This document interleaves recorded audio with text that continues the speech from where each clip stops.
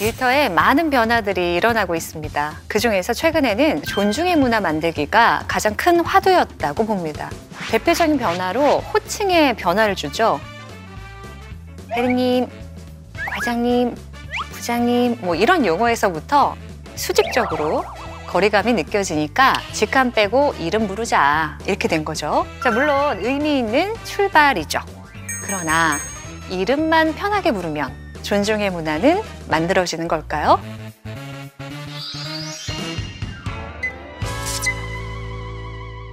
안녕하세요. 말마음연구소 김윤나입니다. 사회생활을 하다 보면요. 이해 안 되는 상사나 후배, 동료의 행동을 보면서 왜 저럴까? 나는 저러지 말아야지. 뭐 이런 생각 한 번쯤은 해보셨을 겁니다. 근데요, 이게 또 사정이 있어요. 나는 참다 한마디 했는데 꼰대라는 소리를 듣는 거예요. 하지만 여러분, 꼰대도 한때는 요즘 것들이었어요. 지금 MZ세대인 분들도요. 내가 그렇게 욕하고 닮고 싶지 않았던 꼰대라는 자화상과 언젠가는 마주하게 될 겁니다. 저는 존중이란 세대 차이를 그냥 아는 것만으로는 해결되지 않는다고 봐요. 이제 우리의 화두는 어떻게 다른 거야? 이거보다는 어떻게 상생할 것인가? 이 질문으로 바뀌어야 하지 않을까 싶습니다.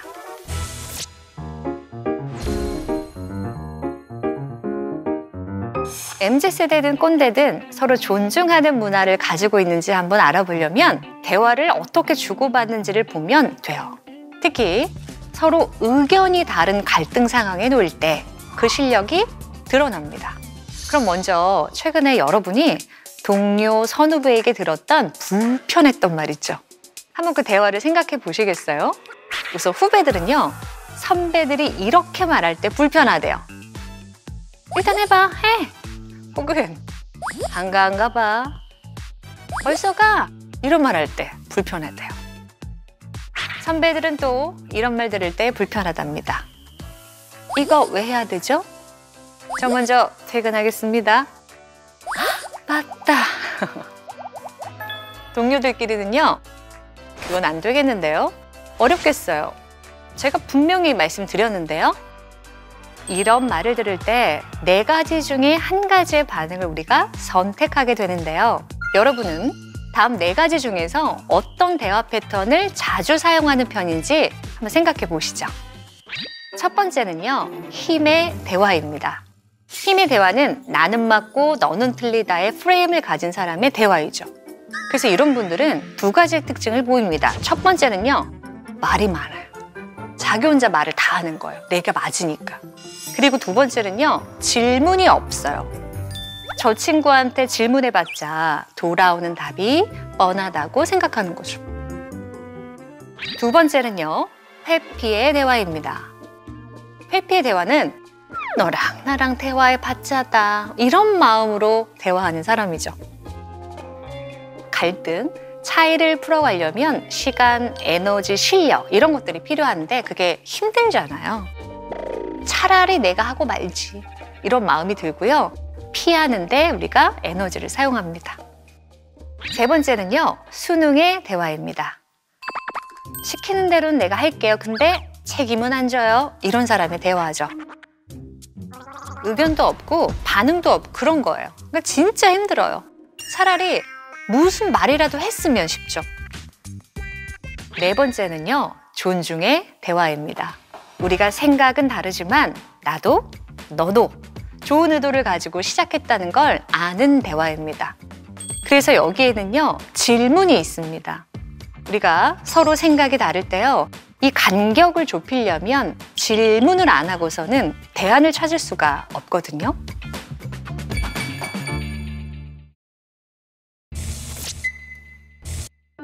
자, 여러분은 어떤 대화를 많이 하고 계세요? 최근에는 회피의 대화가 참 많아졌어요.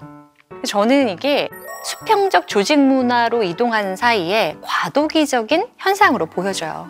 그러니까 생각이 다른 사람과 대화하려면 실력이 있어야 하잖아요. 근데 그게 준비가 좀 덜 된 거죠.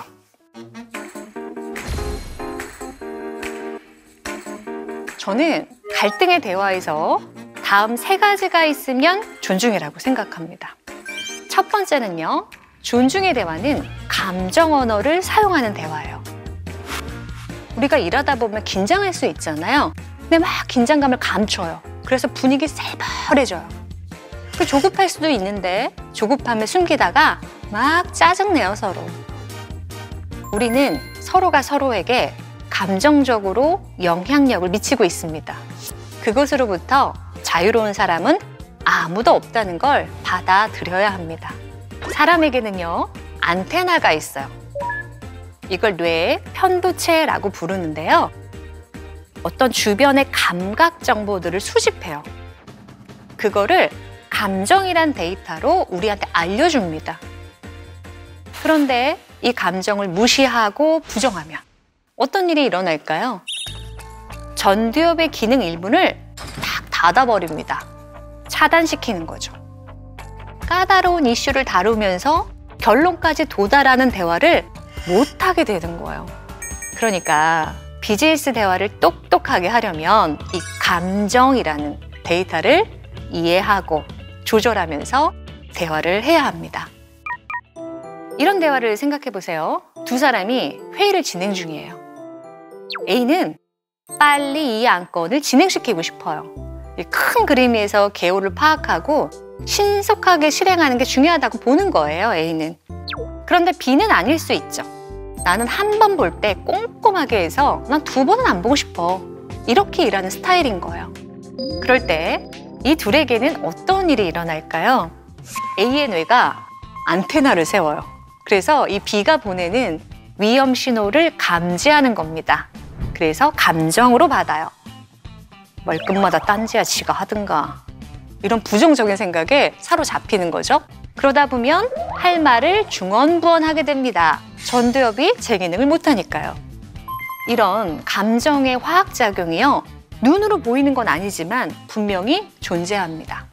둘 다 자기 일을 잘하고 싶었을 뿐인데 대화가 안 좋게 풀리는 거예요. 그래서 존중의 대화를 하려면 우선 자기 감정을 조절할 줄 알아야 해요. 조절은 어떻게 하는 거냐면 자신의 상태를 알 때 조절할 수 있어요. 어떤 감정을 느끼는지를 알고 그것들을 이렇게 분별할 때 감정은 조절됩니다. 좀 전에 A와 B 대화에서요. A는 되게 조급했겠죠. 압박감도 느꼈을 겁니다. 답답했을 거예요. 그때 그 감정들을 A가 지나치지 않고 인식해야만 감정은 조절되는 겁니다. 그래야 방어하지 않으면서 해야 할 말을 편안하게 이어갈 수 있는 거죠. 여러분의 대화에는 감정의 언어가 있는지 생각해 보세요. 우리는 지금보다 감정하고 조금 더 친해져야 돼요. 그래야 똑똑한 대화, 생산성 있는 대화를 하실 수 있습니다. 두 번째 존중의 대화는요, 욕구 언어를 사용하는 대화를 뜻합니다. 우리가 일할 때 많은 욕구를 충족하길 원하죠. 성취하고 싶고, 인정받고 싶고, 효율도 높이고 싶고, 새로운 도전도 하고 싶습니다. 근데 일하다 보면 욕구가 충족되지 못할 수 있어요. 자신의 욕구가 충족되지 못했을 때 사람은 어떤 마음이 들까요? 가장 본능적인 반응은요, 비난이에요. 그래서 나도 모르게 상대를 탓하는 듯한, 상대에게 모든 책임을 돌리는 듯한 표현이 사용되는 거죠. 제가요, 얼마 전에 회의를 하던 중이었어요. 그때 제가 이렇게 말했거든요. 아, 이거 비대면 강의였어요? 저는 대면 강의라고 생각했어요. 그 담당자가 대번 이렇게 말하는 겁니다. 제가 회의 때 분명히 말씀드렸는데요. 근데 여러분, 이제 그분이 말했는데 제가 놓쳤을 수도 있어요. 근데 그분의 첫 반응은요, 비난처럼 전달됐어요. 아마 좀 놀라고 답답해서 그러셨겠죠? 이럴 때 필요한 게 바로 욕구의 언어예요. 대면 강의예요. 혹시 다른 요인들도 우리 서로 협의가 잘 됐는지 확인하고 싶어요. 제가 실수하고 싶지 않아서요. 이번 프로젝트를 잘 해내고 싶은 그 상대의 욕구에 충분히 공감이 되죠. 그래서 제 다음 반응도 아마 훨씬 부드럽게 이어졌을 거예요.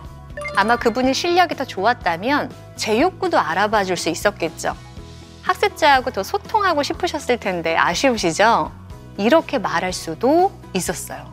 그랬다면 제 감정이 더 공감받고 제 욕구가 인정받는 표현이 될 수 있겠죠. 서로 일의 태도와 방식이 다를 때요.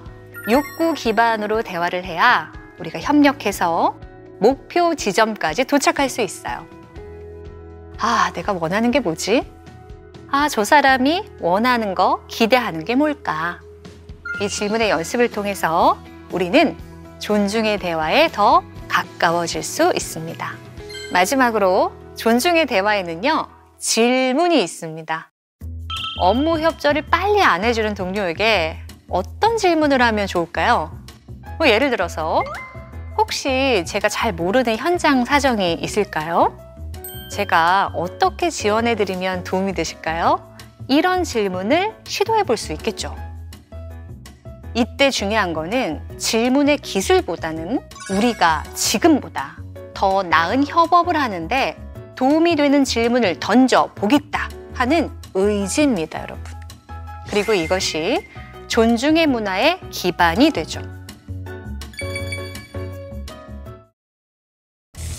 질문을 통해서 좋은 답을 바로 찾을 수도 있고 그렇지 않을 수도 있어요. 또 나는 존중의 대화를 시도했지만 상대가 힘이나 회피의 대화로 나올 수 있어요. 그러나 우리에게는요, 존중하고 존중받았다 이 경험이 절대적으로 필요해요. 존중의 문화란요, 대화 안전지대를 만들어가는 과정이라고 생각합니다. 감정의 언어, 욕구의 언어, 질문의 언어, 이걸 건너오는 동안 이 트라이앵글에서요, 안전지대가 만들어져요. 이 트라이앵글 안에서 대화할 때 우리는 비로소 적이 아니라 팀이라고 느끼는 거죠. 존중을 영어로요, 리스펙이라고 하잖아요.